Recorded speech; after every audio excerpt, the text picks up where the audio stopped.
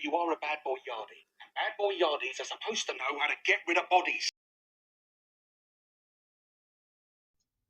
Imagine your presence shifting from the docks of Soulhaven to the sanctuary held in honor of Gozeana, the Arcadi devoted to loss. Held in the confines of the void, you share a learning lesson, sitting down with one of her devoted followers, learning about the inevitability of loss and the eventuality of death. From that encounter, you discover the connection between the powers of an empath and their deity. It leads to a deep dive into the empath's family, the struggles with loss, and how Gozeana ushers them through those pains, empowering them and giving them purpose.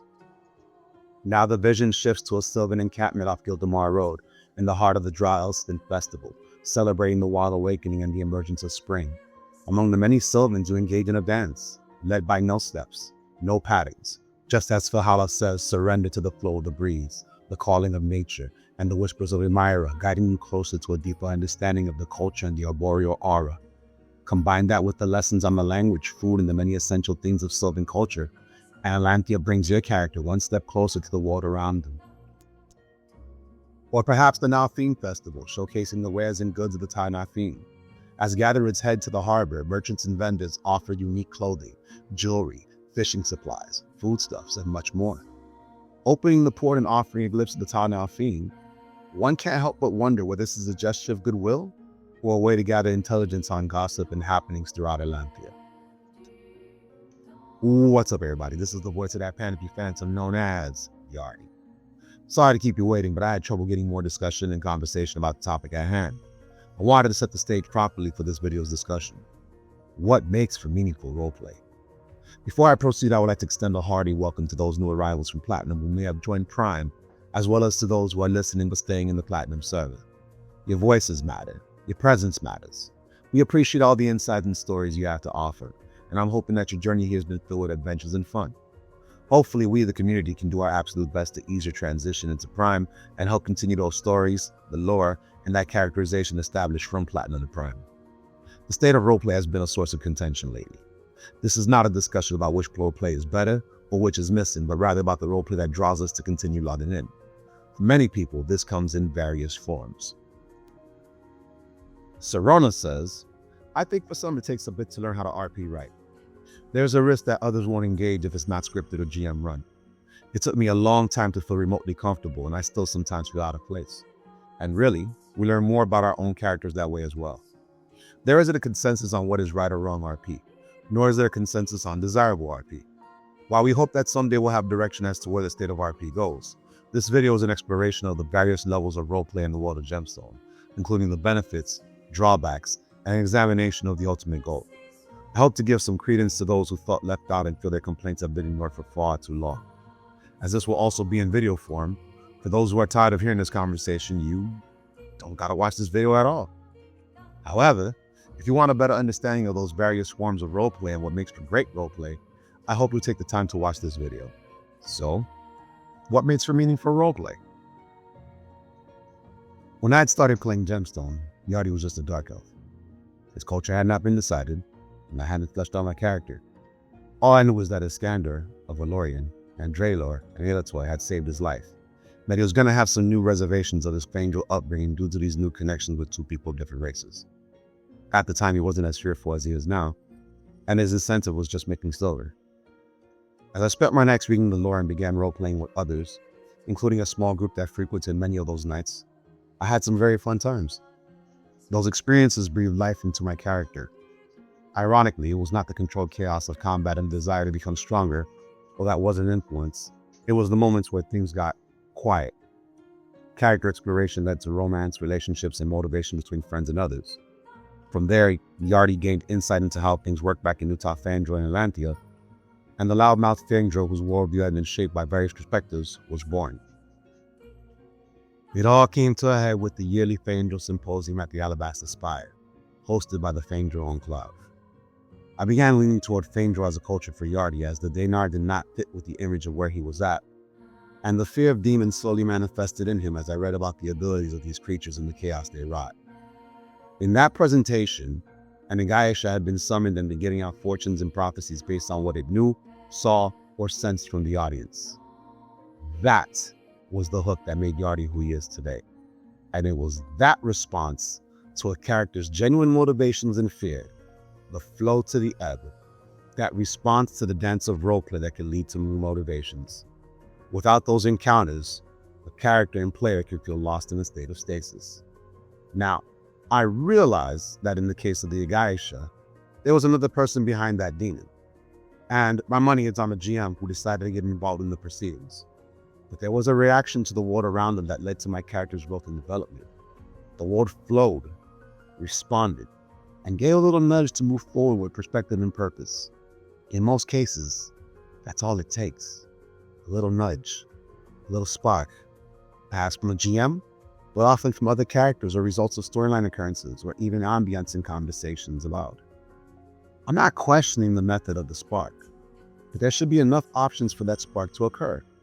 There should be a bevy of events and happenings that lead to conversation. There should be enough going on in the foreground and in the background of the in-character world for people to sit, talk, and exchange ideas. Otherwise, you experience the stagnation that many have discussed. In my mind, there are 3 levels of roleplay that take place in Gemstone. The first and most common form is character roleplay. A player creates a character, develops a backstory, and expresses their personality and traits through their hunting, conversations, and even their clothing. Sometimes these desires are revealed through interactions and shared with others. Friendships, relationships, and even layers of backstory often form here, leading to many adventures, goals, feats, and quests for personal desires. Occasionally, one character's story will blend with another's, creating a new bond or a deeper layer of exploration. Of course, silos can form when comfort zones are established, but this step in character exploration is critical because it situates that character with others within the world. The second area is group roleplay within MHOs and CHEs. Before anyone gets at me and criticizes, I believe MHOs and CHEs hold an important place in Gemstone 4 and Atlantia. They organize events, provide spaces for gatherings, and build networks. However, in my conversations with others, including both leaders and members of many organizations, they often state that roleplay explorations within these groups are quite rare. As a result, these groups often serve as places where characters form associations, but lack a clear identity and direction within that organization to develop. Faction Attraction aimed to highlight these groups in their stories, helping characters who long for a connection with others through history, culture, profession, or even military enlistment find a happy home. For example, Moonstone Abbey comprises of a coven of witches who practice various forms of magic and explore the elements of nature in their channeling. For a person who may share similar character traits, this would be ideal for them to join and share their personal connection with other like-minded casters. Yet, I've been told on numerous occasions that very few MHOs and CHEs actually explore this aspect of their roleplay. That's not to say it never happens, but the options for someone wanting to create a richer storyline and give their character a stronger purpose are limited here. And it's a shame, because character roleplay should scaffold into group roleplay. The last focus are both the town and worldwide storylines, which are usually coordinated with the GM storytelling and player participation through in-game or other avenues such as vignettes. For clarity, there haven't been many worldwide storylines compared to those within the towns, but those stories reveal a worldwide danger or an existential threat. Much like town storylines, worldwide events add uniqueness to the towns and help establish the environment, aiding characters in engaging with their surroundings. They also help define the residents and organizations within the area. While they shouldn't occur as often as the other two, they are important for expanding to the larger world, giving these groups a way to express themselves, reflect, and eventually take action. Without the Barony's presence in North by Northwest, reactions from groups like Risk, the Enclave, and the Obsidian Tower wouldn't be established, the latter having major stakes in a key decision that could have changed their identity. I'm not saying they should be frequent, but completely abandoning or significantly limiting them would be a serious mistake in my opinion. Let's talk about the word I use to describe the current state of affairs we're in: stagnation. I can't speak about the game before 2020, but I can discuss some of the events that occurred at least 2 or 3 years ago in comparison to today. 2 to 3 years ago, Helix ran a story that often took place in January in Mist Harbor, spanning about a quarter of the year with the finale around April or May, a bit after the Ring of Lunas. They took place once a week, featured vignettes and random character appearances with clues and tidbits of information.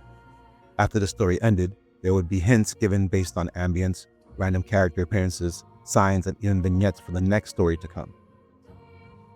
GM Gemstone arguably ran the biggest storyline of them all in The Landing, which could occur as frequently as 3 to 5 times a week. That was a boon for most, especially folks living on the West Coast. You had vignettes, character roles, and a player-run government that evolved into a player-run council, all of which took place throughout most of the year. When Valerica was the Elven GM, she had a bi-weekly roleplay session for Ta Elistan, and on the alternated weeks, she ran a bi-weekly session for Ta Valor. These were often standalone stories that could lead to contests, invasions, character explorations, and included gems like Gasson and the precursor to the Hinterwilds. Mule Train took place on Wednesday nights with its own story with characters, invasions, and lore regarding Icemeal and its constituents. They had a player-run council with a GM-led mayor, weekly explorations, and storylines that led to openings such as the Hinterwilds and Moon's Edge. Soulhaven had its random GM stories hosted by GM Lido. They were a bit slow-paced for my liking, but they told stories of new characters with dilemmas that needed to be solved, or histories that guarded exploration. Between the night bandit patrols run by players, the idea that someone coming into Soulhaven with its history and pageantry brought about talking points. So check it. That's 5 GM-led stories encompassing 6 cities.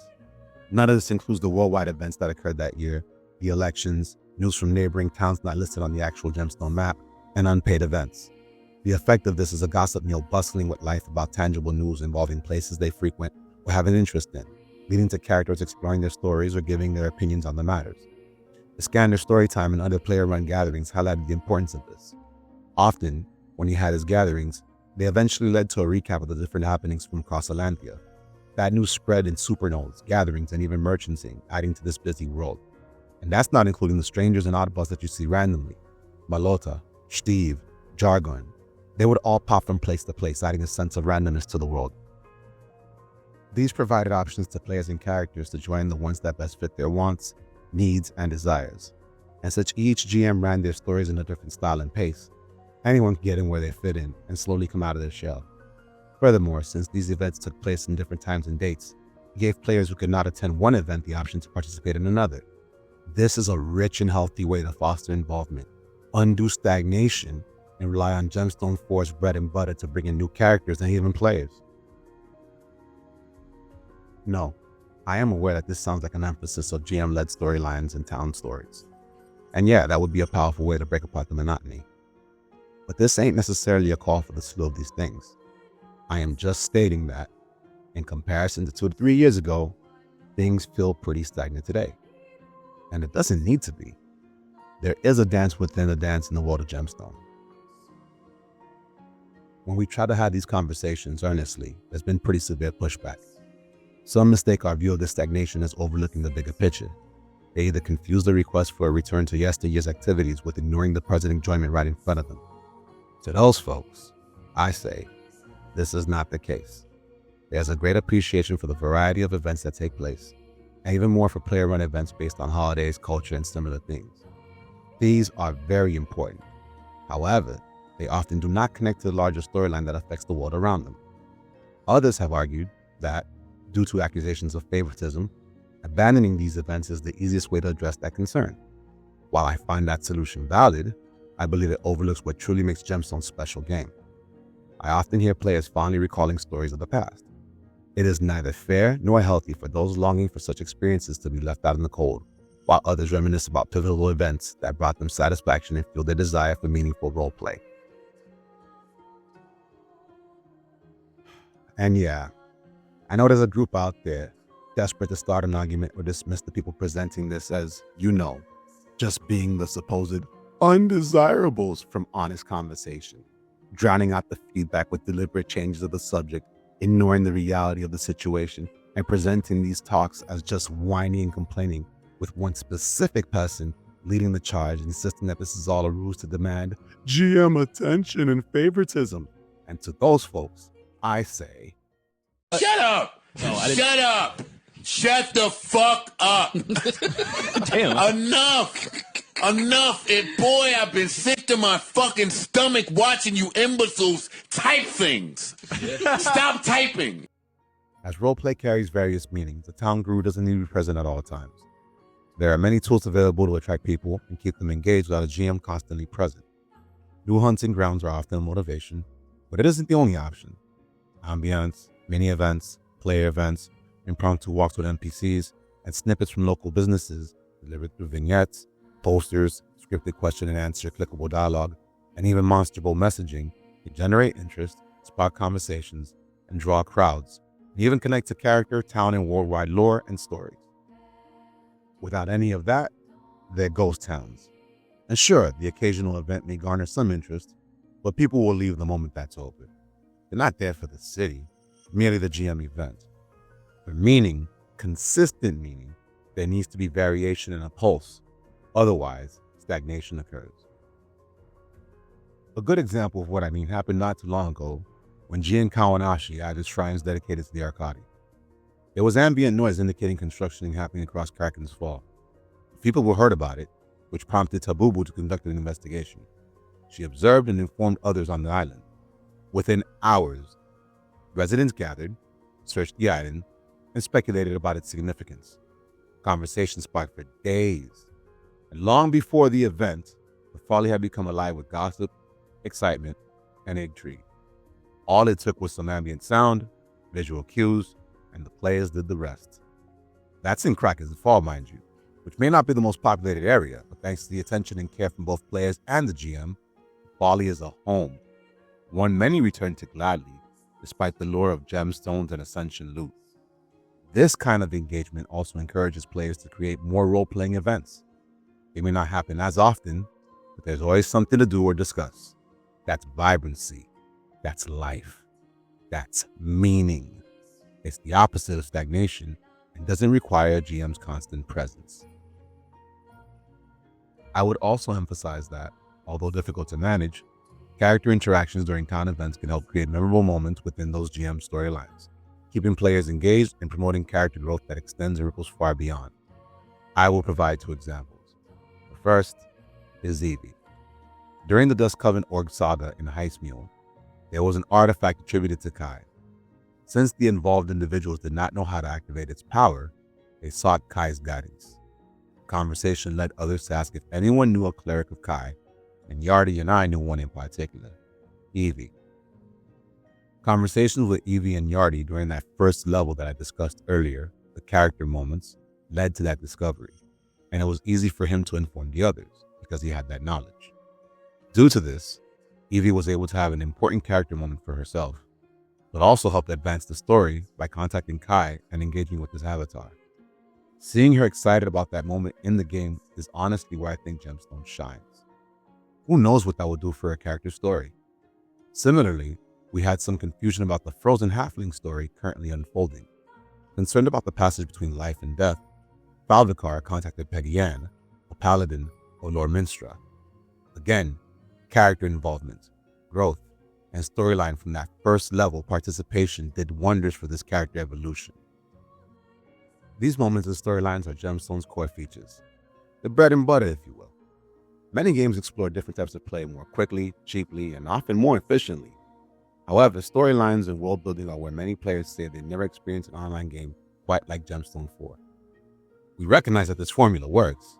It's what keeps people coming back and what they remember fondly. Therefore, the reasons given should ideally lead to more town stories, global narratives, and small moments of reaction that allow characters to take the lead and to engage in memorable roleplay. When people express the lulls, this is what they're referring to. And let's be real. While equipment can change and get better, or there'll always be new hunting grounds, new ascension skills, new mechanics, writing, storytelling, lore, character experiences, those are timeless. No, if people prefer the shift to Gemstone 4 Farmville, where they stay in their silos, in their cliques, in their MA armies, and just work by themselves and lead simpler, conflict-averse lives, then let that be known. Let that be Gemstone 4's new mission statement. If an inability to complete these tasks is due to a lack of manpower and time, then please say so. However, those are reasons why it can't be done, and they're not excuses meant to gaslight by suggesting that it is happening now. Sure, things are improving, albeit slowly and differently, and some people enjoy the slow process of hanging out with friends and engaging in episodic roleplay. There's always a place for that, and none of us are against it. However, there's also room for the game to return to what worked so well. I believe that when the town and the world are popping, when there's political intrigue, when there are matters of construction, ambiance, and buzz created from the world of Gemstone inside the world of Gemstone, the game flourishes. It encourages others to discover, grow, evolve, share, and engage with a vibrant world that comes alive. Without it, the game shifts to a ham-fisted version of player versus environment, which does not promote gatherings and engagement. Whether we get back to those glory days is up to y'all. Thank you for listening, and I'll be starting the next one in the series soon. It's a heavy topic I've avoided for a while, but recent events have left me no choice but to address it. Cheers.